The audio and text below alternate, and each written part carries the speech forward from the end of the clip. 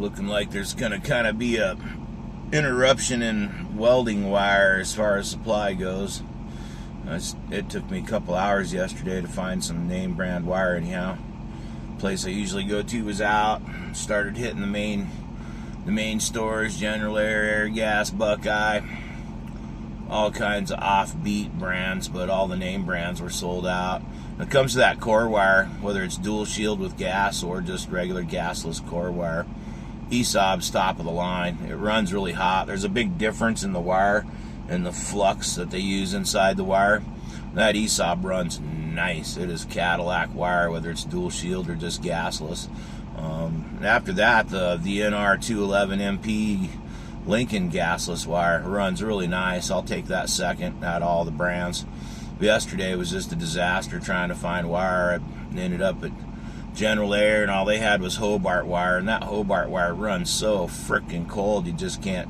I've thrown 2 or 3 rolls away through the years. That was all the store had, and I was in a bind, so I bought it and hated every inch that I used of it. And as soon as I was done, threw what was left in the trash. We were actually talking about that, me and a buddy, when we did them big steel stairs, and I made that comment to him, and he was like, you know what, I bought some here a month back, Murdoch's there in town, and he says it just ran horrible. He said it ran so cold he just couldn't turn it up hot enough to make it work, and finally took it out and threw it in the toolbox. He ran over and grabbed out of his toolbox, and bam, Hobart wire.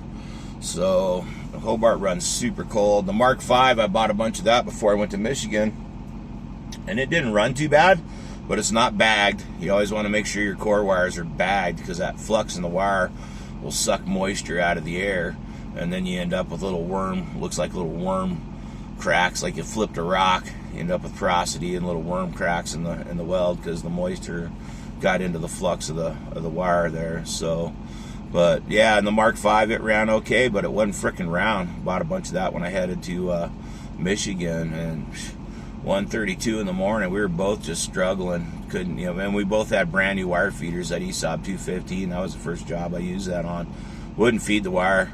Finally just got tired of messing with it and yanked out. Nothing seemed to change it, so I just copped an attitude and yanked out that Mark V and put in another roll of Lincoln 211MP, and all my problems went away. Ran perfect for the rest of the morning, and until 7 when we vacated that job at 7 a.m. We got it wrapped up and got the hell out of there and headed back home. But it ran okay, but it just wasn't freaking round, man. It was just every couple minutes made us sticking in the tip. So changed brands, and that problem totally went away. I got talked into some Radnor, which everybody's saying Lincoln makes Radnor. It's just a little bit cheaper. Well, same thing with the Radnor. It ran like freaking ass, man. Porosity freaking city.